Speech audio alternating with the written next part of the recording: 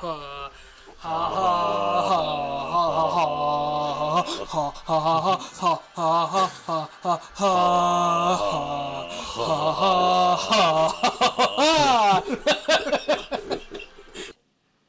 everybody, welcome to episode 2 of Nerds Watch.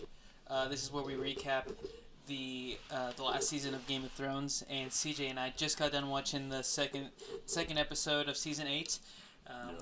We started a little late than everybody else. CJ had to work late today. He has to apparently this month do 2 Sundays 7 to 7 in the morning, and he's dragging hella ass. Yeah, I really am. I got 1 hour of sleep last night, and then that's after coming off nights. And Could you just not sleep last night? night? I did not. What? So I've been up. No, not really. I've been up for solid 48 hours with 1 hour of sleep in there somewhere. Jeez. Yeah. Too much Monster or what? Not enough. Not enough Monster? No, it's just because we did the Easter stuff this weekend, and so I was up all day, and then. But it's good. I don't want to complain about it. I actually want to talk about that badass episode. Dude, that episode was awesome. I loved it a lot. A lot of people will think it's filler, but I don't think so. I think it builds momentum. Yeah, it does. It really does. It ties up ends. It gives them a sense of like. I read a book once, and it was like Ender's Game. You ever read Ender's Game? No, I've heard of it though. Yeah, it's awesome. I never watched the movie, but the book is awesome. And right before they go to the big war, they send Ender, the kid. They send him back to Earth, and to like remind him what he's fighting for, and that will make him fight that much harder. And that feels kind of like what this episode is. It's kind of like it's reminding us everybody what they're fighting for, what we're fighting for, and it just seems really cool. And I feel this episode too is the last time we're going to see a lot of these characters. That could be true, yeah. It's probably the last time we're going to see them all together. Well, it's the first time we've seen a lot of these characters together, and the last time that we've seen a lot of these characters together. So I think this had to happen eventually, and this is when it happens. Yeah, you know? For sure. Because I don't think we've ever seen the interaction between, I'm trying to think, Jaime and Tormund. Like, we've never seen that dynamic before. So there's a lot of things. So Sir Davos and everybody else. Yeah. Okay, so let's break down. I'm wondering where Melisandre is. She ran off somewhere. She was ashamed. Remember? No, I thought she came back though. She went to she crossed the narrow sea or whatever. Oh, did she? And then went to, who did she talk to talk about what was going on? Daenerys. Yeah. Yeah, remember? And I don't know what happened after that. She might play something in this. I don't know. She might be part of the undead. I forgot. I remembered that. I was thinking she was there for some reason. I guess not. I don't think so. Winterfell. Well, and then Sir Davos would not want her there at all. Like, that's true. Yeah, you know what I mean? So, yeah, she would. So, before we kind of get into it, specifically, kind of to break down the episode starts off where episode 1 left off. Spoilers, absolute spoilers. For sure. If you haven't seen the episode, do not listen to this. So, but go watch it. Yeah, duh. What are you doing? Jaime is basically around the round table, trying to get permission to fight for them.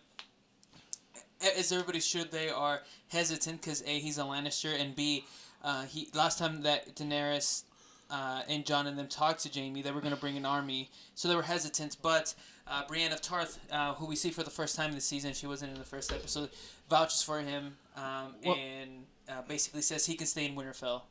Well, it's just this is his kind of. I mean, he's never really had. You could say that him being taken prisoner, Rob's prisoner. And losing a hand, okay, that's something.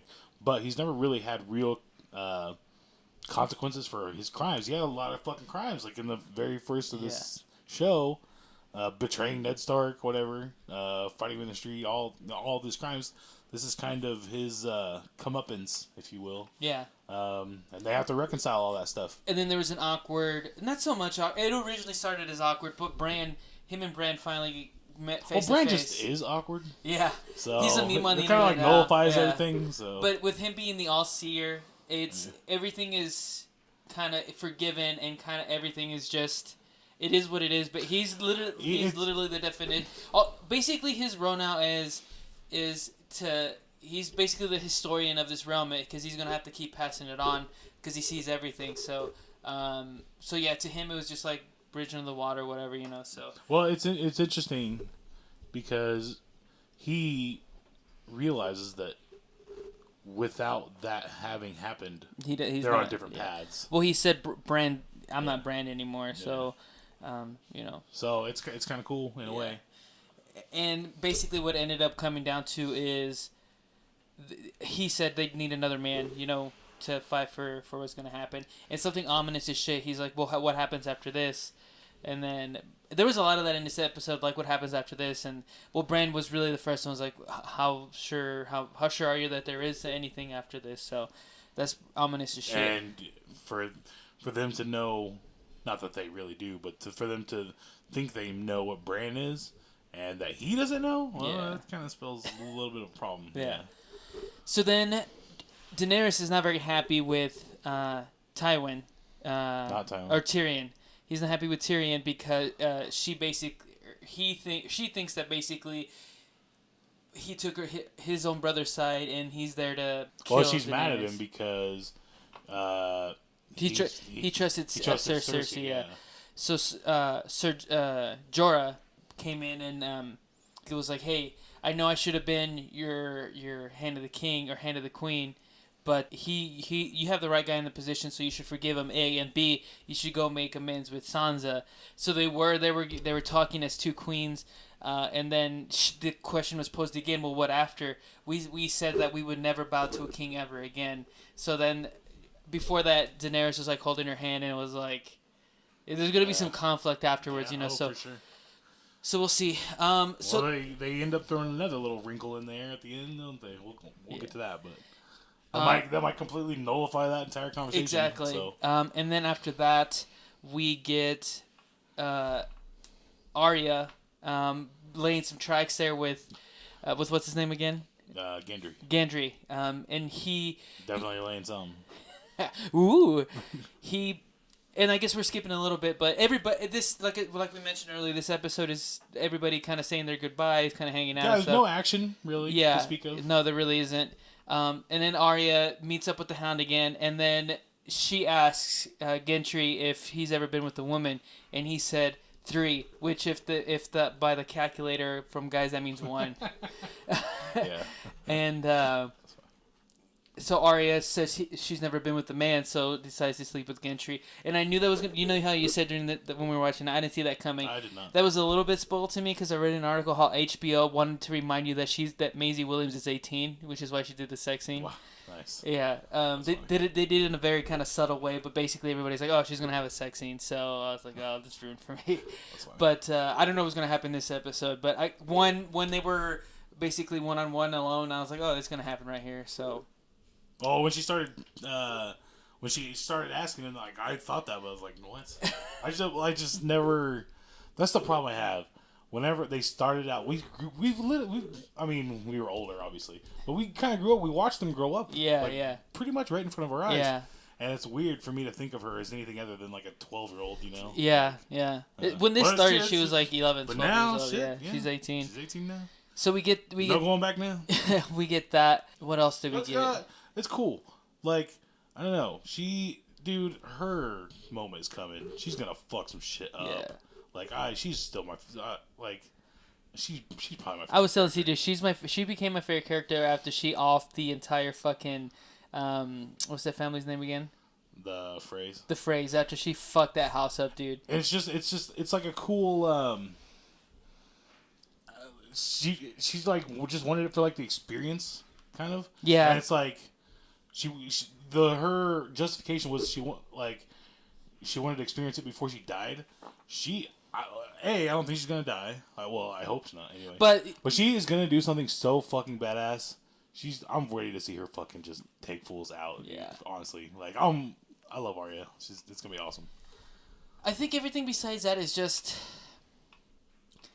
A lot of those they're all drinking besides the fight, or another. Well, a lot of it. Another big moment is Brienne of Tarth has finally made a knight, and that's something that her character's been building all season long, because we're living in this basically quasi medieval world where the entire show. Yeah, we're living in this quasi Middle Ages world, this medieval world, and although there is history of there being female knights in this world, there isn't at all. Just tradition, and she becomes Jaime Lannister. Well, if anyone was to, it was going to be her. Right. So she finally gets knighted, Jaime Lannister, and we were talking his career or his character arcs feels like the most 180. Yeah, like he used to be. It's not his. Isn't the most crazy. No, by far. I would say probably that title would belong to Theon. I think Theon's crazy. Jon is pretty crazy too. He never goes evil though. I'm taking as far as like face heel turns. Yeah, I think that belongs to Theon, but because he was essentially a Stark at the beginning, then becomes one of the most hated people on this show by when he takes over Winterfell, and now when he stepped into there's a part where he arrives and he offers his services to aid the cause or whatever. I was thinking to myself, I still haven't forgiven this dude, even after all. Like he saved Sansa's life last season, and has done plenty of good things. I'm still not ready to forgive this motherfucker. That's why he's cannon fodder for sure. That's the only reason they send him back as a writer. He's for sure dead. Like he's gonna. Oh, he's gonna die. Yeah. He's gonna end up protecting somebody from a White Walker. So and he's totally dead. He'll go out some honorable way, protecting Sansa probably. Which I think a lot of people won't necessarily buy it as far as I don't think you're gonna buy like his redeem. You think he's under your eyes? You think he's gonna be redeemable?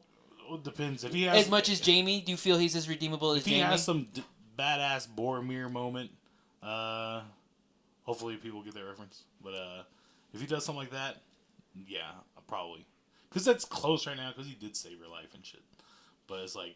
I just remember I hated Theon for a long time. A lot of people, you should. Whoever's listening to this probably you should have. Yeah. But if he does something that's just so cool that he saves like a bunch of people or something, yeah, probably Cool. It'd probably be enough. We'll see. We'll see how it turns out. So we get that, and then. But Jaime, my point with Jaime though was. He just went straight from total complete heel to total complete face by this point. You know what I mean? It's not. There's no confusion. Yeah, no. You know which side he's on, but I think there has his internal battle. I think has been very interesting because he's done some very good things, right? So whenever he was captured, he did a lot of shitty things, or before that, and then as he got captured, you saw him kind of turn. But then there's also times where he was back in King's Landing, he's still sleeping with Cersei, and he's still doing a lot of kind of back and forth shit. But I feel now there's no turning back because if he turns back, Cersei's waiting to kill him. So a lot of things are gonna come to head next episode. I think with Bronn still trying to kill Tyrion and Jaime and however that because honestly, okay, so we're gonna get to the two biggest. Yeah, this all took place in Winterfell. Yeah, so let's get back then to the two biggest points or biggest plot points from this episode. Jon tells Daenerys that he is a Targaryen. And basically lets him know that I am a Targaryen, and she's the one that brings up, well, you're the last heir you have a rightful claim to the Iron Throne because you're the last male Targaryen.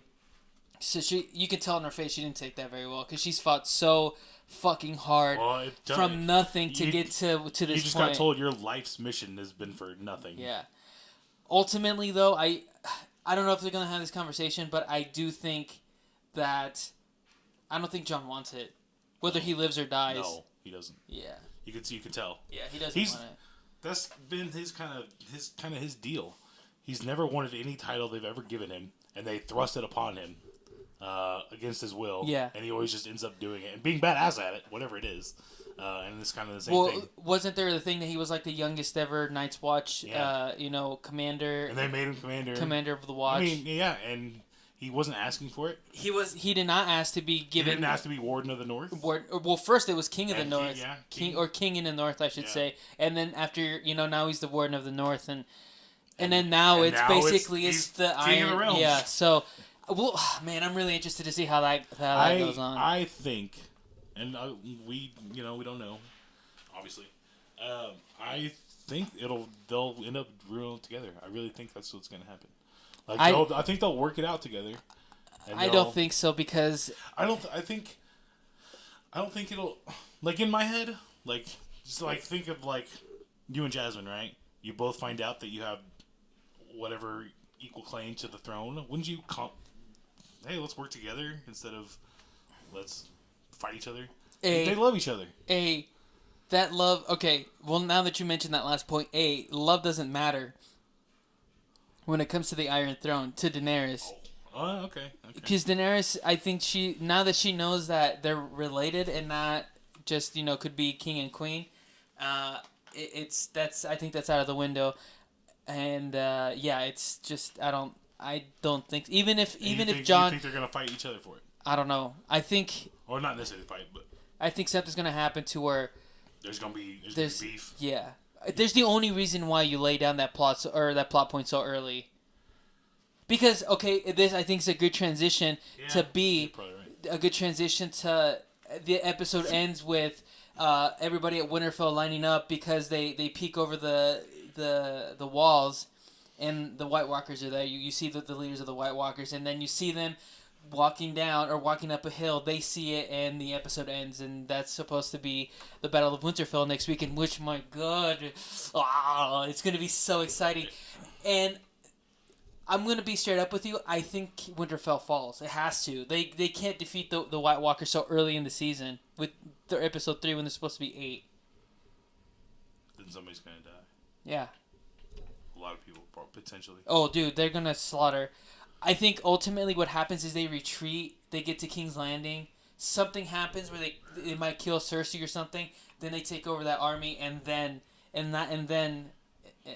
they're able to defeat the White Walkers. I think in order for everything to fall in line and to because if you defeat them so early, what's left in the season? You know what I mean? It's never that easy, dude. You know it. You've seen this show now. It's never that easy. Yeah.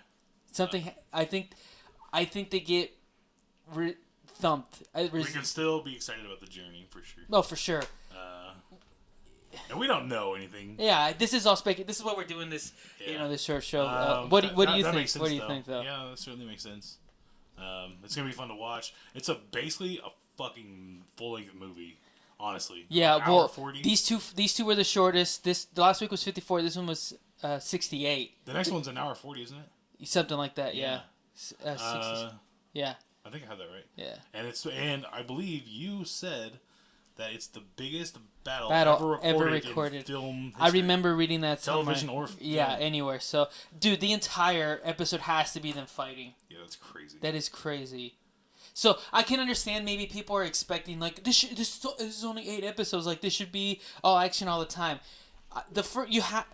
So the first 2 episodes were I don't want to call them filler. They were exposition. No, yeah, they were exposition. I think it's an injustice to call them filler. Yeah, I think it's fan. It's more than filler. I think it's fan service, and I think it's starting. It's laying tracks and closing old ones. Yeah, I think So it's tying ends. I think from here on out, though, it's going to be... Yeah, they're done tying all the old ends. Yeah. There's only room for new ones. Yeah. And it's going to get crazy. There's only 2 threads left, I think. 2 major threads. The White Walkers and then Dany and Jon. Those are the last 2 ones that kind of really matter. Well, I mean, Cersei, too, down the line, but... Well, I think that goes into... as far as everyone in Winterfell is concerned, yeah it's just those 2. Well, I think the Cersei angle deals with the Iron Throne ultimately. Yeah. So so let's But you're right as far as what we're concerned with right now in Winterfell. Yeah. It's just those 2 things. Yeah. And it's gonna get insane. Yeah. So I really because now that's really what it is. It's tying up all those, so now we can just focus on these 2 things, and it's going to be insane. Yeah. That's what it is, really. Well, and then let me look that up. Because it takes out... Okay, say these 2 episodes never happened, right? Yeah. And, like, the battle, like, the fighting... Or not necessarily even the fighting, but the dead takeover starts episode 1. You're still kind of having to deal with all these reunions and stuff, like, mid-battle. Yeah. It just takes away the tension out of the battle, probably, in a bunch of different ways. And it makes it about something other than the battle. Yeah. Now we just get pure, unadulterated battle awesomeness. You get everything out of the way. Yeah. So it's... Yeah, absolutely. Let me see. It's these episodes, even if someone wanted to call them filler, are absolutely necessary. Yeah, I absolutely agree as well. Let's see. Which makes them not filler. So. No, I don't think they're filler. We get a lot of emotional moments. You get a lot of connections. Sam Tarly gives his house's Valyrian steel sword to Sir Jorah, and he's gonna fight with it, and that brings full circle then with this time at the Night's Watch, because Sir Jorah's dad was the commander of the Night's Watch before he was killed by the wildlings, and then the ones that betrayed him. Okay, let's see, episode 3 is an hour 22. So okay, but still pretty freaking long. An hour, and then an hour 18, an hour 20, an hour 20. So yeah, about an hour and a half. I was thinking there was a 140 in there. I thought it was this one, but no. But still, an hour and a half. Yeah, that's technically a movie. So. Yeah. So. That's longer than the movie we just watched last week. Yeah, for sure it is. So, yeah, just I guess what are you expecting for the next episode then? Lots of death. Lots of death. Okay, we got 3 before we head out. 3 people you think die next week? Because I think it's going to be slaughter. I think they're going to kill a bunch of people. And I think a handful of people that we know. And they can be from the lowest characters, Podrick or, whoever. Just people. Oh, I hate on my boy Podrick. But the characters that we know. Like, who do you think ultimately bites the dust? Okay, I don't know his name. The dude who kept coming back alive. Oh yeah, the. I'm just trying to think of people generally expendable at this point. Whatever the fuck his name is, I'm not gonna remember. The fire. Yeah, the guy that's died 19 times. Yeah, him. He's gonna die. For good this time. This one's gonna hurt a little bit, Sir Davos. Okay. And you're probably right, because he said that he survived now 2 battles with minimal fighting experience, the Battle of Black Sea and then Battle of the Bastards, so that's 2. So I think 3rd time's a charm. Yeah. I think I'm going to throw Gendry in there too. I think Gendry has a bigger part to play at the end, so I don't think he... What part? Because he's a Baratheon. I don't think that matters. I think it matters a lot. I think it matters a lot. I think something... I think it doesn't matter, actually. I think at the end it's going to... I think it used to matter. I think at the end it's going to be like a battle royal, Baratheon, then there's going to be a Stark, then there's a Targaryen. Yeah, I think so, dude. So maybe. That's interesting, but yeah. I doubt it. I think he'll... If you're making me pick 3, he's my 3rd. If I have to pick 3... Which you do? No, just making sure it's... No, I said which you do. Oh, I do. And also, you never picked... I was listening to our show last week. I know. And I know what you're thinking. I know. I know. Solid answer, and before we stop this recording, okay, we'll be that's giving fine. a solid answer. The top 3, or the 3 people I think are gonna die. I think Sir Davos is gonna die. I also... Which sucks. That guy's awesome. Yeah. The wildling's name, Turdon. What's his name? Tormund. Tormund. I think he's gonna die. I think he's gonna bite it. It's possible. And I think... It seems kind of weird that they would just... The reason I didn't pick him is because they kept him alive for this just long. to kill him off. You know what I mean? They could have killed him at the wall. I guess you're right. Actually, you're right. I mean, maybe. Okay, I take that one back. Jorah dies. That's my second. Jorah, Davos, and I think that's certainly possible. I think Podrick dies kill too. Podrick. I like Podrick. That's 3. I think those are my 3 that die. Okay, who'd you say? Write these down somewhere. We're gonna. I mean, we have physical. Yeah. Okay. Audio that's gonna. So your 3 were. Should we put a little something on it? Yeah. Each one is worth 5 points. Okay. Each one you get. If you get it right, it's 5 points, and if you get it wrong, it's -5. Okay. So.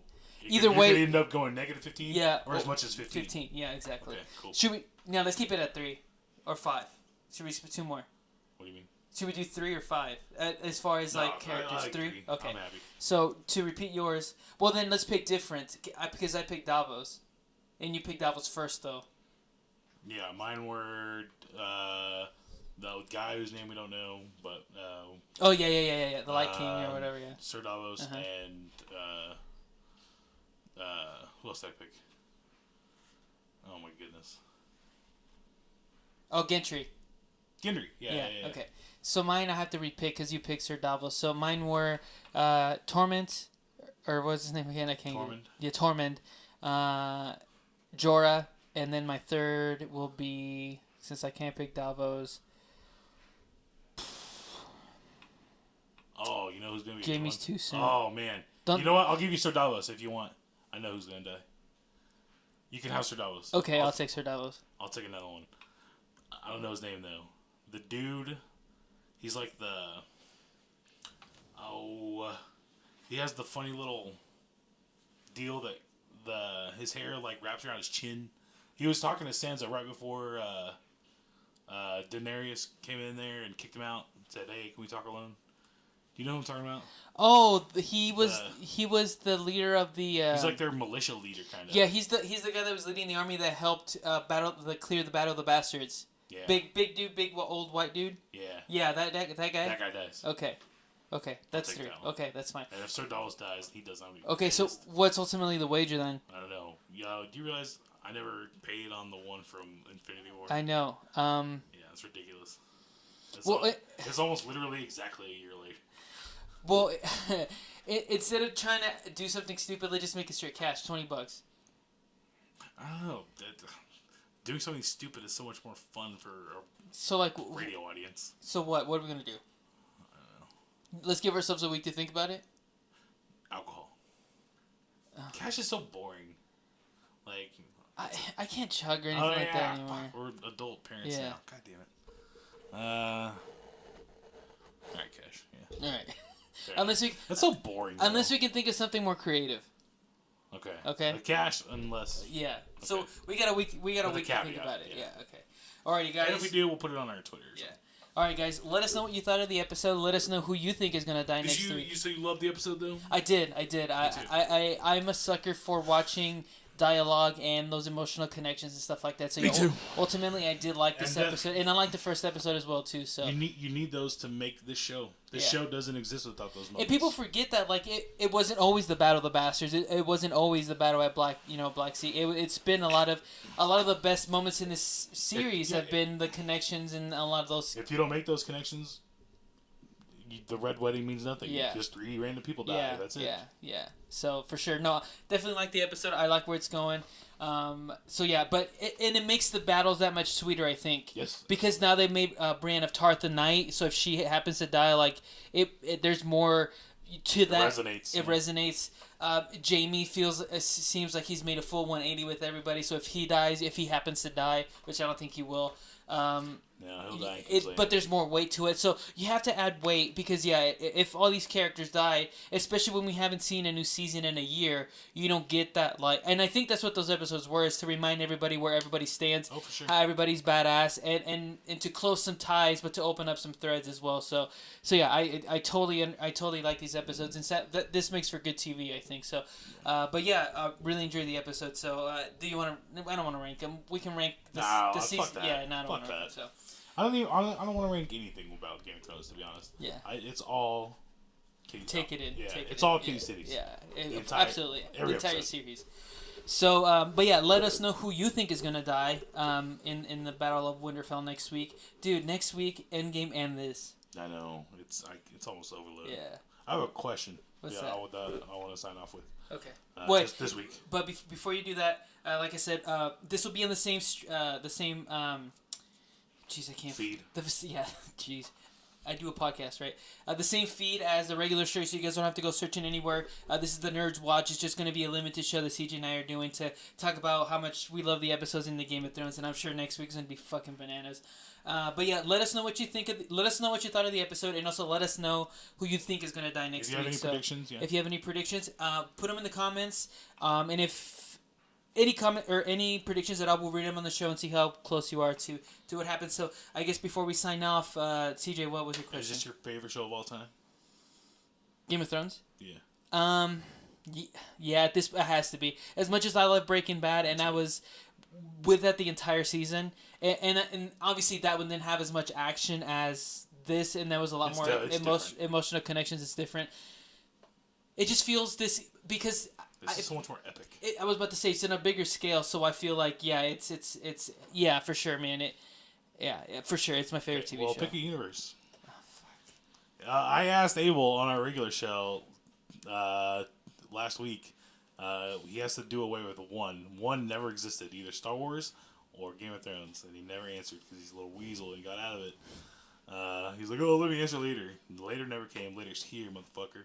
Get to pick one. So, okay, what are the stipulations? Like, no, the one you pick exists, and the other one you don't. Never existed. Never like, you're gonna existed. Men in Black. You're gonna Men in Black me. Yeah. But does that exist in my universe? That I can watch it, or like? No, it erases from. It's gone from the. But everybody knows about it except for me. You know what? Yeah, that's better. Okay. I like that. You can only watch one for the rest of your life. Okay. All right. And you have never seen the other one. You lose all your memories of it. Game of Thrones. Yeah. All right. There's only one right answer. All right, guys. Join us next week for episode. But what does that say?